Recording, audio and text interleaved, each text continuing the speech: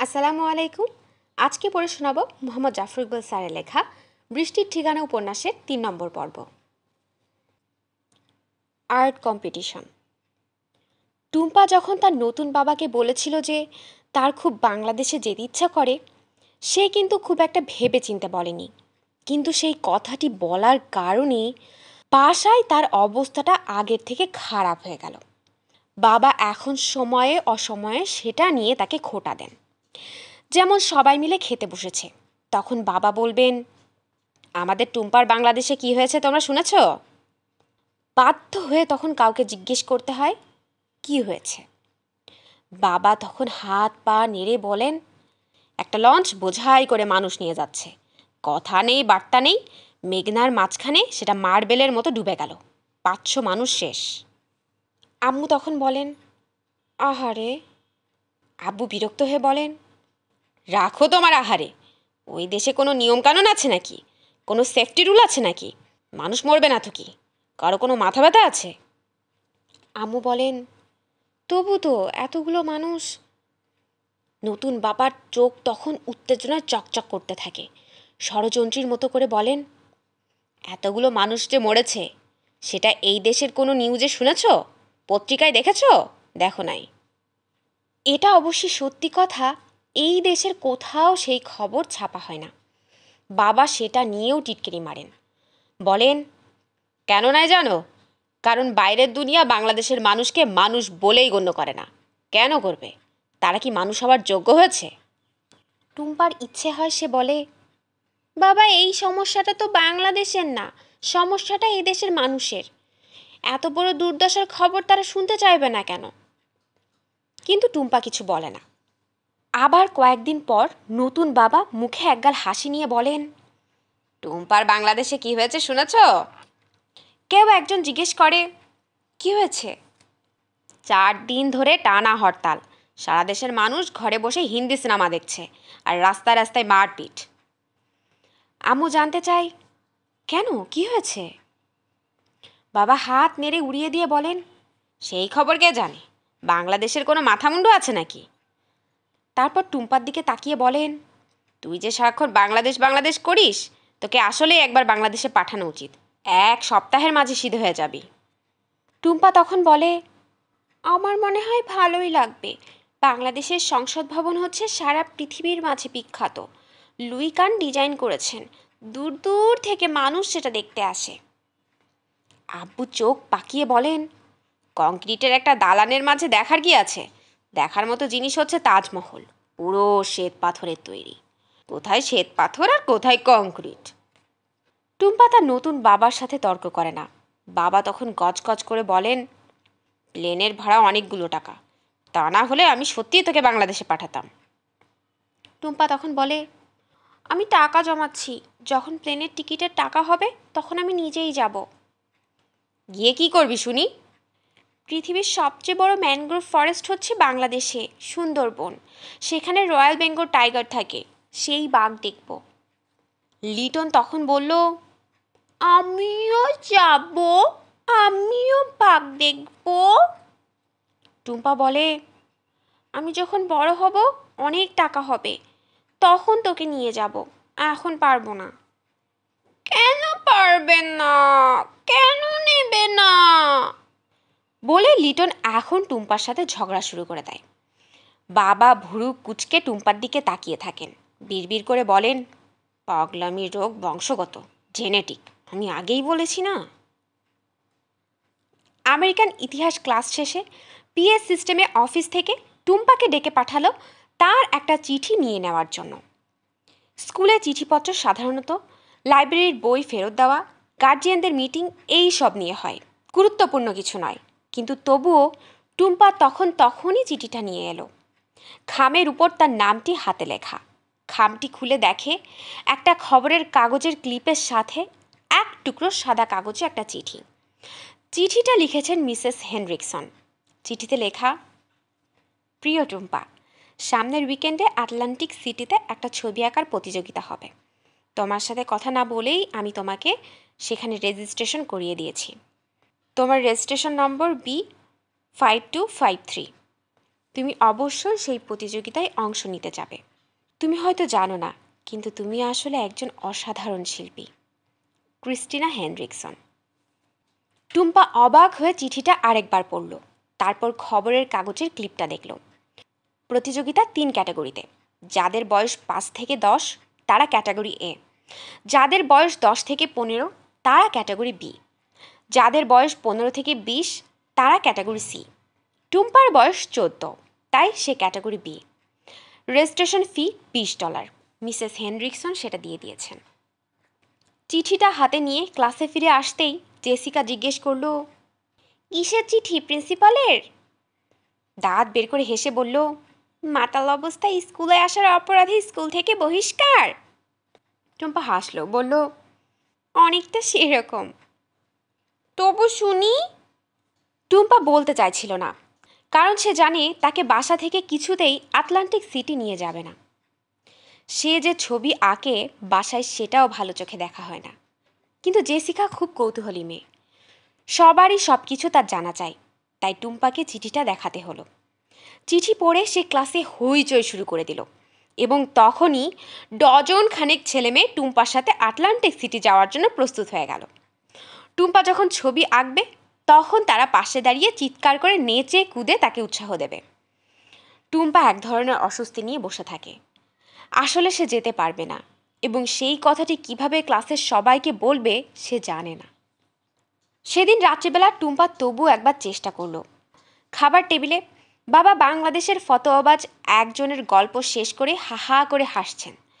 তখন টুম্পা বলল, আটলান্টিক সিটিতে একটা আর্ট কম্পিটিশন হচ্ছে, আমি কি সেখানে যেতে পারি? বাবা হাসি থামিয়ে বললেন, কোথায়? আটলান্টিক সিটিতে। বাবা পরিষ্কার শুনেছেন, তবু না শোনার ভান করে বললেন, কোথায়? আটলান্টিক সিটিতে। বাবা মুখ শক্ত করে বললেন, আটলান্টিক সিটি হচ্ছে জুয়া খেলার জায়গা, তুই আটলান্টিক সিটি যেতে যাচ্ছিস মানে? সেখানে একটা আর্ট কম্পিটিশন হচ্ছে। আব্বু বাধা দিয়ে বললেন, এই দেশে ঢেকুর তোলার কম্পিটিশন হয়, হাঁচি মারার কম্পিটিশন হয়, তার মানে তুই তার সবগুলোতে যেতে থাকবি? টুম্পার আর কথা বলার ইচ্ছে করল না, সে চুপ করে গেল। বাবা তখন আরেকটু রেগে গেলেন, বললেন, আর্ট ফার্ট এগুলো মাথা থেকে দূর কর, দুনিয়াটা কঠিন জায়গা, আর্ট ফার্ট দিয়ে এখানে কিছু হয় না, মনোযোগ দিয়ে পড়াশোনা কর, যেন একটা চাকরি বাকরি পাস, বুঝলি? টুম্পা মাথা নেড়ে জানালো যে সে বুঝেছে। বাবা এখন গজগজ করতে লাগলেন, বললেন, আমি বুঝতে পারি না তোদের এত সময় হয় কেমন করে যে যত অজাগা কুজাগার খোঁজ খবর নেওয়ার সময় হয়। টুম্পা তখন না বলে পারল না, আমি এর খোঁজ নিই নাই। তাহলে এর খোঁজ পেলি কেমন করে? টুম্পা কোনো কথা না বলে তখন তার ঘর থেকে মিসেস হেনরিকসনের চিঠিটা এনে নতুন বাবাকে দিল। বাবা চিঠিটা পড়ে গম্ভীর হয়ে গেলেন, জিজ্ঞেস করলেন, ক্রিস্টিনা হেনরিকসনকে? আমাদের স্কুলের একজন সাবস্টিটিউট টিচার। ও।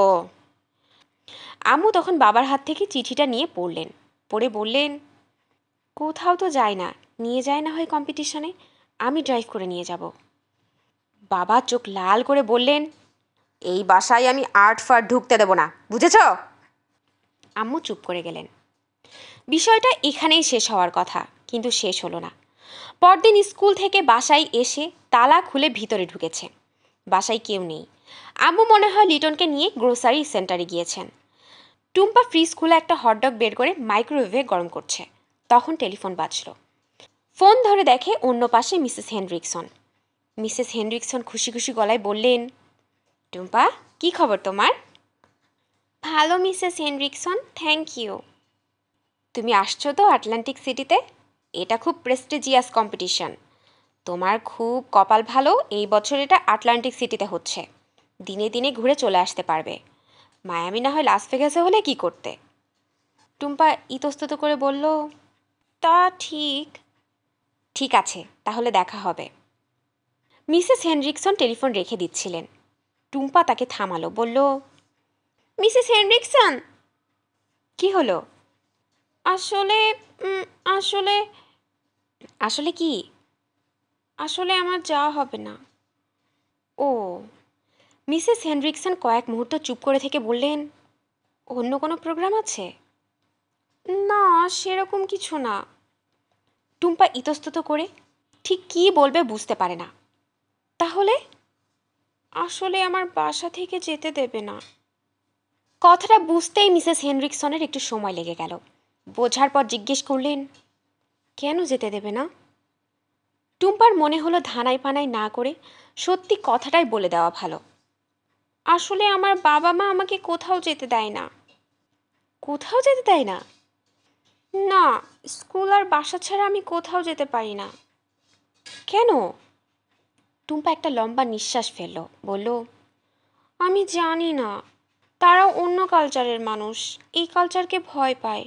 আমার বাবা আর আম্মুর ধারণা আমি আমি মিসেস হেনরিকসন বললেন, বুঝেছি, আমি দেখেছি এরকম আগেও। তোমাকে অনেক ধন্যবাদ মিসেস হেনরিকসন, কিন্তু বুঝতেই পারছো আমার কিছু করার নেই। মিসেস হেনরিকসন কিছুক্ষণ চুপ করে থেকে বলল, টুম্পা। হ্যাঁ মিসেস হেনরিকসন। আমি কি তোমার বাবার সাথে কথা বলে দেখব? কোনো লাভ হবে না। উল্টো উল্টো কি? উল্টো হয়তো তোমাকে কিছু একটা বলে দেবেন, আমার খুব লজ্জা লাগবে তখন। মিসেস হেনরিকসন শব্দ করে হাসলেন, বললেন, তুমি সেটা নিয়ে চিন্তা করো না। আমাকে কেউ কিছু বললে আমি কিছু মনে করি না। তোমার বাবার টেলিফোন নাম্বারটা দাও। টেলিফোন নাম্বারটা দিয়ে টুম্পা ইতস্তত করে বলেই ফেলল, মিসেস হেনরিকসন, আমার বাবা আমার সম্পর্কে অনেক কিছু বলে ফেলতে পারেন। তুমি তার সব কিছু বিশ্বাস করো না। কি বলবে? আমার এই বাবা আসলে আমার মায়ের দ্বিতীয় হাজব্যান্ড। আমার আসল বাবা ছিলেন প্রথম হাজব্যান্ড। সেই বাবার কথা আমার কিছু মনে নেই, কিন্তু শুনেছি পাগল হয়ে গিয়েছিলেন। তাই আমার নতুন বাবা সবসময় আমাকে বলেন আমার শরীরে পাগলের রক্ত আছে। মিসেস হেনরিকসন থামিয়ে দিয়ে বললেন, ননসেন্স, যত সব বাজে কথা। তুমি এসব কথা বিশ্বাস করো না তো? আমি বিশ্বাস করতে চাই না। গুড। শোনো, তুমি আমার টেলিফোন নাম্বারটা লিখে রাখো। যদি কখনো দরকার হয় আমাকে ফোন করবে, যে কোনো দরকার। Thank you Mrs Henrikson. Mrs Henrikson তার ফোন নাম্বারটা দিয়ে টেলিফোনটা রেখে দিলেন। নতুন বাবা বিকেলে যখন অফিস থেকে এলেন, তখন তার মুখ অস্বাভাবিক গম্ভীর, রাগে থমথম করছে। কোনো কথা না বলে বসে বসে টেলিভিশনে হিস্ট্রি চ্যানেলে দ্বিতীয় মহাযুদ্ধের কাহিনী দেখতে লাগলেন। নতুন বাবা জন্মেও এসব দেখেন না, দেখেই বোঝা যাচ্ছে কোনো কিছু নিয়ে মেজাজ খারাপ। খাবার টেবিলেও কিছু না বলে খেতে লাগলেন। হাত ধুয়ে উঠে যাওয়ার আগে আম্মুকে বললেন, টুম্পার একজন টিচার কালকে সকালে টুম্পাকে তুলে নিয়ে যাবে। আম্মু বললেন, কোন টিচার? নাম ভুলে গেছি। কেন তুলে নেবে? কোথায় তুলে নেবে? কি যেন একটা আর্ট কম্পিটিশনে। আম্মু জিজ্ঞেস করলেন, আটলান্টিক সিটিতে? নতুন বাবা থমথমে মুখে বললেন, হ্যাঁ। তারপর উঠে বেডরুমে ঢুকে গেলেন। লিটন আম্মুর পিছনে ঘুরঘুর করে বলতে লাগলো, আমি যাব আম্মু, আমি আটলান্টিক সিটি যাব। খুব ভোরবেলা একটা ভ্যানে করে মিসেস হেনরিকসন টুম্পাদের বাসায় হাজির হলেন। দুবার চাপা স্বরে হর্ন দিতেই টুম্পা তার ব্যাগ নিয়ে নিচে নেমে এলো। মিসেস হেনরিকসন চোখ নামিয়ে বললেন, কি খবর আমাদের আর্টিস্ট, কম্পিটিশনের জন্য রেডি? টুম্পা একটু হাসির ভঙ্গি করে মাথা নাড়ল। মিসেস হেনরিকসন দরজা খুলে দিয়ে বললেন, নাও ওঠো। টুম্পা মিসেস হেনরিকসনের পাশে বসল। সাথে সাথে মিসেস হেনরিকসন ভ্যান ছেড়ে দিলেন। টুম্পা সিট বেল্ট বেঁধে নিয়ে বলল, তুমি আমার বাবাকে কি বলেছিলে মিসেস হেনরিকসন? কেন? আমার বাবা তোমার সাথে যেতে দিচ্ছেন, এটা একটা অসম্ভব ব্যাপার। তাছাড়া তাছাড়া কি? তাছাড়া কাল রাতে আমার বাবার মেজাজ অসম্ভব খারাপ ছিল। মনে হচ্ছিল আমাকে ধরে কাঁচা খেয়ে ফেলবেন। তুমি কি বলেছিলে? মিসেস হেনরিকসন হাত নেড়ে পুরো ব্যাপারটা উড়িয়ে দেওয়ার ভঙ্গি করে বলল, বিশেষ কিছু বলি নাই, শুধু একটু আইনের ভয় দেখিয়েছি। আইনের ভয়? হ্যাঁ। সেটা কি রকম? বলেছি যে একজন ছেলে বা মেয়েকে তার ইচ্ছার বিরুদ্ধে বাসায় আটকে রাখা আইনত দণ্ডনীয় অপরাধ। আমি একজন সার্টিফাইড টিচার। যদি এডুকেশন বোর্ডের কাছে অভিযোগ করি তাহলে স্টেট অ্যাকশন নিতে পারে। এই সব আগডুম বাগডুম। টুম্পা হিহি করে হেসে বলল, এগুলো কি সত্যি কথা? মিসেস হেনরিকসন হাসলেন, বললেন, আরে ধ্যাত, স্টেট যদি এত কাজের হতো তাহলে তো দেশের চেহারাটাই পাল্টে যেত। তুমি আমার বাবাকে খুব ভয় পাইয়ে দিয়েছ। আসলে আমি এমন কিছু ভয় দেখাইনি, তোমার বাবা মানুষটাই ভীতু। মিসেস হেনরিকসন ছোট রাস্তা থেকে একটু বড় রাস্তায় উঠে বললেন, টুম্পা, তোমাকে একটা জিনিস বলে রাখি, আমি যে অনেক হইচই করে তোমাকে এই কম্পিটিশনে নিয়ে যাচ্ছি, সেটা থেকে তোমার যেন কোনো ভুল ধারণা না হয়। কী ভুল ধারণা? ছবি আঁকা হচ্ছে একটা ক্রিয়েটিভ কাজ, গল্প কবিতা লেখাও হচ্ছে ক্রিয়েটিভ কাজ। ক্রিয়েটিভ কাজের মাঝে কোনো কম্পিটিশন হয় না। কম্পিটিশন ব্যাপারটাই হচ্ছে এক ধরনের ছেলে মানুষই। আমি কম্পিটিশন পছন্দ করি না, কারণ কম্পিটিশনে একজন আরেকজনকে হারাতে চেষ্টা করে। আসলে একজন কখনোই আরেকজনকে হারাতে চেষ্টা করবে না, সব সময় আরেকজনকে জিতিয়ে দেওয়ার চেষ্টা করবে, তাহলে সবাই জিতবে। আমি তোমাকে কিন্তু কম্পিটিশনে জেতার জন্য নিয়ে যাচ্ছি না। তাহলে কিসের জন্য নিয়ে যাচ্ছ? আমি তোমাকে কম্পিটিশনে অংশ নেওয়ার জন্য নিয়ে যাচ্ছি। এখানে অংশ নিলেই তুমি ঠিক তোমার মতো আরও অনেক শিল্পীদের দেখতে পাবে, তাদের সাথে সময় কাটাতে পারবে, কথা বলতে পারবে। বুঝেছ? বুঝেছি।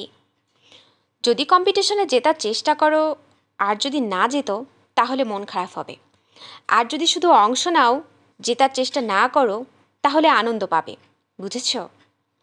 টুম্পা মাথা নাড়ল, বলল, বুঝেছি। বড় রাস্তাটা ফ্রিওয়েতে উঠে যাচ্ছিল।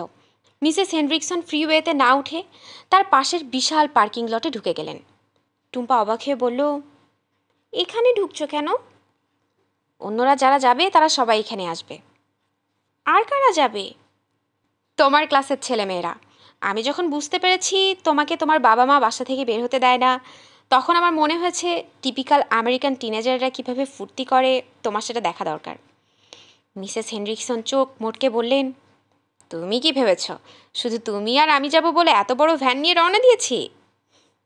কথা বলতে বলতে মিসেস হেনরিকসন তার ভ্যানটা একটা ছোট ঘরের সামনে দাঁড় করালেন এবং টুম্পা অবাক হয়ে দেখল তার ক্লাসের অনেক ছেলেমেয়ে হৈ হৈ করতে করতে এগিয়ে এলো। মিসেস হেনরিকসন টুম্পার দিকে তাকিয়ে মুচকি হেসে বললেন, এতগুলো টিনেজারকে আমি একা নিয়ে যেতে সাহস করিনি, তাই আমার সাথে জেসিকার মাও যাচ্ছেন। জেসিকার মা মিসেস রবার্টসন আমার পাশে বসবেন। তুমি যাও, পিছনে তোমার বন্ধুদের সাথে বসো। টুম্পা দরজা খুলে বের হয়ে এলো এবং সব ছেলেমেয়ে তাকে ঘিরে চেঁচামেচি করতে লাগলো। জেসিকার মা মিসেস রবার্টসন বললেন, আমরা যাচ্ছি একটা কম্পিটিশনে, তোমাদের দেখে মনে হচ্ছে তোমরা যাচ্ছ ফুটবল খেলতে। মাইকেল দাঁত বের করে হেসে বলল, আমরা তো আগে কখনো আর্ট কম্পিটিশনে যাই নাই, তাই ফুটবল খেলার মতো করেই আর্ট কম্পিটিশন করে ফেলবো। জেসিকা বলল, টুম্পা যখন ছবি আঁকবে তখন আমরা চারপাশে ঘিরে লাফাবো আর চিৎকার করব, শাবাশ টুম্পা শাবাশ। জেসিকার কথা শুনে সবাই হি হি করে হাসতে থাকে। আটলান্টিক সিটিতে পৌঁছাতে 3 ঘন্টার মতো সময় লেগে গেল। মাঝখানে কিছু একটা খাবার জন্যে খানিকক্ষণের জন্য থামা হয়েছিল, কিন্তু এতগুলো টিনেজারকে নামানোর পর আবার সবাইকে একত্র করে ভ্যানে তুলতে অনেকক্ষণ সময় লেগে গেল। তা না হলে আরও কিছুক্ষণ আগে পৌঁছানো যেত। আটলান্টিক সিটিতে যাওয়ার সময় টুম্পা অবাক হয়ে আবিষ্কার করল, এই বয়সের ছেলেমেয়েরা যখন একসাথে থাকে তখন কোনো কারণ ছাড়াই তাদের লাগাম ছাড়া আনন্দ হতে থাকে। তারা যেটাই করে সেটাকেই মনে হয় মজার, সেটা নিয়েই তারা হাসাহাসি করে গড়াগড়ি খেতে থাকে। প্রথম প্রথম টুম্পার একটু জড়তা হচ্ছিল, কিন্তু কিছুক্ষণের মাঝেই সে তাদের সবার একজন হয়ে গেল। আটলান্টিক সিটি পৌঁছে কনভেনশন সেন্টারটা খুঁজে বের করে ভ্যানটাকে পার্ক করে সবাই ছুটতে ছুটতে যখন কনভেনশন সেন্টারের গেটে এসে পৌঁছেছে তখন কম্পিটিশন প্রায় শুরু হয়ে গেছে। গেটে সবাই আবিষ্কার করলো টুম্পা ছাড়া আর কেউ ভিতরে ঢুকতে পারবে না। ছবি আঁকার জন্য সময় দেওয়া হবে 3 ঘন্টা, তারপর সবাই ঢুকতে পারবে। ছবিগুলো তখন টানিয়ে দেওয়া হবে, বিচারকেরা ঘন্টা 2 সময় নেবেন, তারপর ফলাফল ঘোষণা করা হবে। ভেতরে টুম্পা ছাড়া আর কেউ ঢুকতে পারবে না শুনে প্রথমে সবাই একটু চেঁচামেচি করলো। মিসেস হেনরিকসন তখন তাদের শান্ত করলেন। কাছেই আটলান্টিক মহাসমুদ্র, তার বেলাভূমিতে গিয়ে সবাই সময় কাটাতে পারবে। বয়স কম বলে কেউ ক্যাসিনোতে ঢুকতে পারবে না, কিন্তু ক্যাসিনোর পাশেই আছে বিশাল বোর্ড পার্ক, সেখানে সবার জন্য হাজারো রকমের স্ফূর্তির ব্যবস্থা আছে। তখন সবাই টুম্পাকে বিদায় জানিয়ে ছবি আঁকার জন্য ভেতরে পাঠিয়ে দিল। টুম্পা তার রেজিস্ট্রেশন নম্বর দিয়ে খুঁজে খুঁজে তার জায়গাটা বের করলো। সবাই এর মাঝে চলে এসেছে। চারিদিকে নানা বয়সী ছেলেমেয়ে বোর্ডে কাগজ লাগিয়ে গম্ভীর মুখে বসে আছে। সামনে একটা পোডিয়াম, সেখানে শুকনো চেহারার একজন বয়স্ক মহিলা মাইক্রোফোনে প্রতিযোগিতার নিয়মকানুনগুলো বলে দিলেন। কম বয়সী একটা মেয়ে বড় পিতলের একটা ঘণ্টা নিয়ে দাঁড়িয়েছিল। সেটাতে কাঠের একটা হাতুড়ি দিয়ে ঢং করে একটা ঘণ্টা বাজিয়ে দিতেই কনভেনশন সেন্টারের ছেলেমেয়েরা হাতে পেন্সিল তুলে নিয়ে স্কেচ করতে শুরু করে। টুম্পা তার ডানে এবং বাঁয়ে তাকালো। প্রায় তার বয়সী ছেলেমেয়েরা হাঁটু ছড়িয়ে বসে কোলে বোর্ডটা নিয়ে কাজ শুরু করে দিয়েছে। সামনের ছবি আঁকার সরঞ্জাম সাজানো। টুম্পা কিছুক্ষণ চুপ করে বসে রইল। মিসেস হেনরিকসন বলে দিয়েছেন তাকে এই প্রতিযোগিতায় জিততে হবে না, তাকে শুধু অংশ নিতে হবে। সে জেতার চেষ্টা করবে না, শুধু সুন্দর করে মমতা দিয়ে একটা ছবি আঁকবে। কি আঁকবে সে? যশোর রোড। হ্যাঁ, তার মাথায় এখনও মৌসুমী ভূমিকের গাওয়া সেই গানটি গুনগুন করছে। সে সেই যশোর রোডেরই একটা ছবি আঁকবে। একটা মা তার শিশু সন্তানকে বুকে জড়িয়ে যশোর রোডে দাঁড়িয়ে আছে। শিশুটির মুখে ভয় এবং বিস্ময়। মায়ের চোখে মুখে একই সঙ্গে দুঃখ, বেদনা, হতাশা আর ক্রোধ। পেছনে আরও অসংখ্য মানুষ। বহু দূরে দেখা যাচ্ছে আগুনের লকলকে শিখা।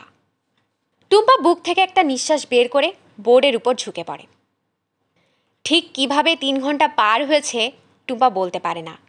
যখন একজন এসে নরম গলায় বলল, মেয়ে তোমার সময় শেষ, তখন যেন সে চেতনা ফিরে পেল। ছবিটি এখনও শেষ হয়নি। আহা, সে যদি আরও কিছুক্ষণ সময় পেত। টুম্পা যখন ছবি আঁকার সরঞ্জামগুলো তার ব্যাগের ভেতরে ঢোকাচ্ছে, তখন সে তার দলটিকে আবিষ্কার করল। কয়েকজনের মাথায় বিচিত্র টুপি, মুখে রং মাখানো, কারো গলায় বিচিত্র মালা, কিংবা হাতে কটকটে লাল রঙের খেলনা। সবাই টুম্পার দিকে ছুটে এলো। তাকে ঘিরে ধরে জিজ্ঞেস করলো, কেমন হয়েছে, কেমন হয়েছে তোমার ছবি? টুম্পা একটু হাসার চেষ্টা করে বলল, শেষ করতে পারিনি। জেসিকা চোখ কপালে তুলে বলল, 3 ঘন্টাতেও শেষ করতে পারোনি? কি আঁকছিলে তুমি, পিকাসোর গুয়ের্নিকা? টুম্পা হেসে ফেলল, বলল, না, গুয়ের্নিকা না, এমনি একটা ছবি, আসলে সময়ের দিকে খেয়াল ছিল না। জিম জানতে চাইল, কেমন হয়েছে? যেটুকু শেষ হয়েছে সেটুকু খারাপ হয় নাই।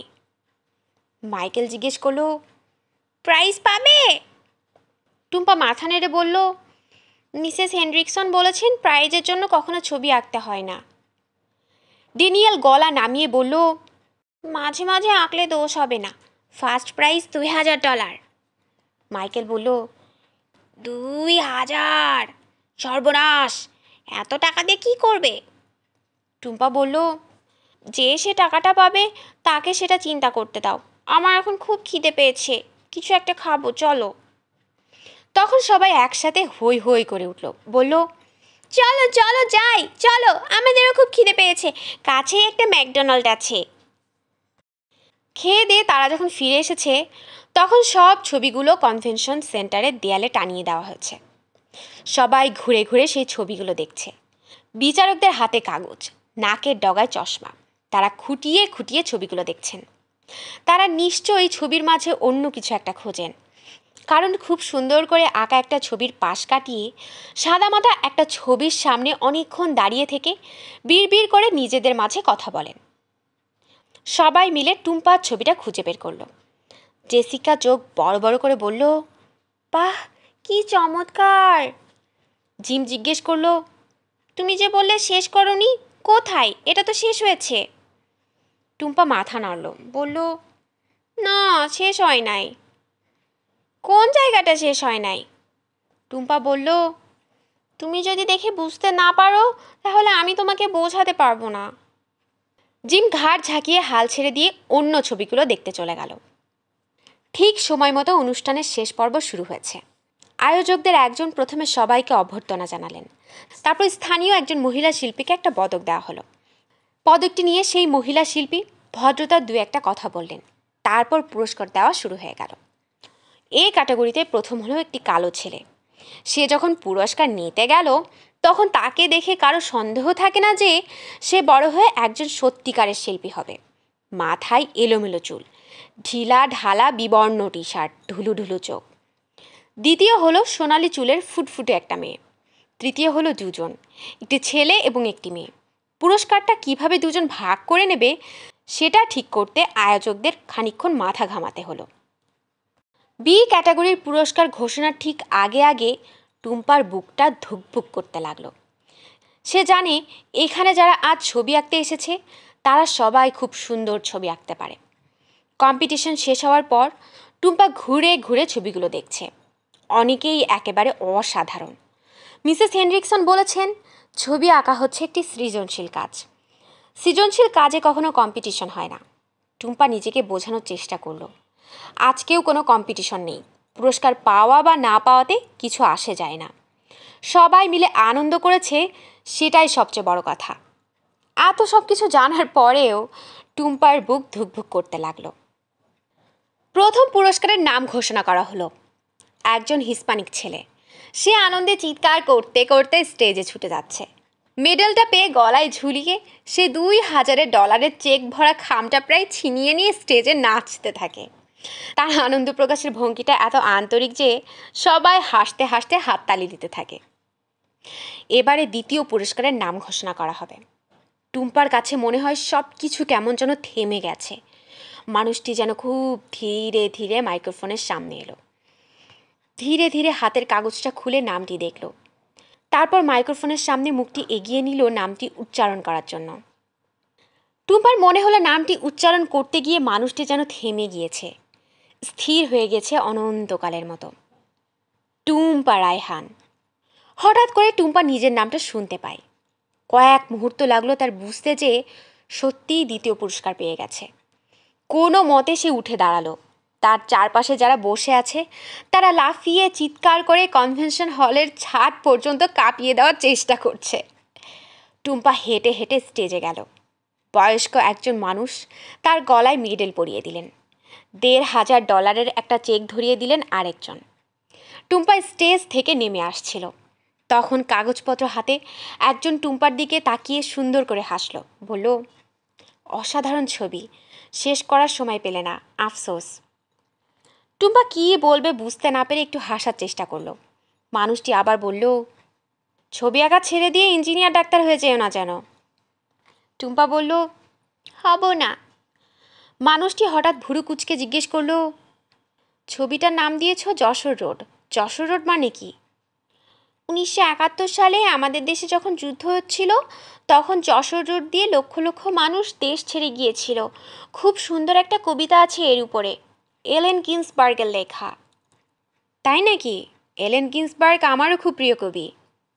মানুষটি কাগজগুলো নিয়ে সরে যায়। টুম্পা তখন নিচে নেমে এলো। ক্লাসের সবাই তাকে ধরে জাপটা জাপটি করছে। জিম খামটা খুলে $1500 চেকটা বের করে এনেছে। ড্যানিয়েল জিজ্ঞেস করলো, টুম্পা, তুমি কি করবে $1500 দিয়ে? বাংলাদেশে যাওয়ার জন্য প্লেনের টিকিট কিনব। কথাটা বলার আগের মুহূর্তেও টুম্পা জানতো না যে সে এই কথাটা বলবে। বলে ফেলার পর সে বুঝতে পারল অবশ্যই সে এই কথাটিই বলবে। তা না হলে কি বলবে সে?